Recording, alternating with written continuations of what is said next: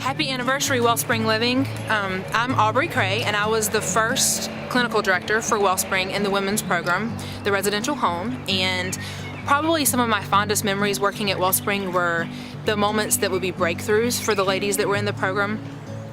Moments when they would realize something maybe about themselves or about God that they just haven't thought of before, that became real and personal to them, and that's where you would start to see change happen.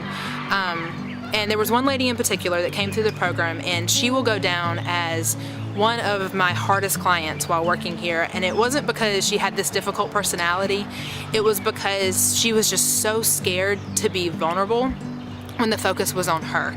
I think she honestly wanted to want God, she just didn't know how to get there.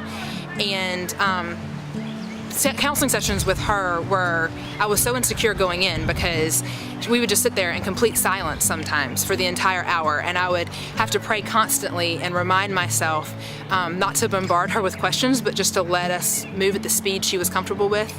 And so the breakthroughs for her were more gradual and just moment by moment, and she did great, and she went on to graduate the program. And then she just kind of disappeared. That was about 7 or 8 years ago. And we didn't hear from her again until about a year ago. I got a wedding invitation in the mail, and in it was a handwritten letter, and it kind of detailed her life since Wellspring. And it talked about some challenges that she had faced, but the best part was that it talked about that God was with her and how He strengthened her faith during those difficult times, and how He had brought her to a place where she was ready to get married, and she had found a godly man to marry.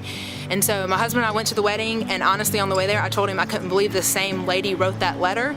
But when I got there and I watched the ceremony and I talked to her afterwards, it was just such clear transformation, and it was just a really sweet gift that I think God gave me to let me see that what He started at Wellspring, He had continued and was going to continue in her life.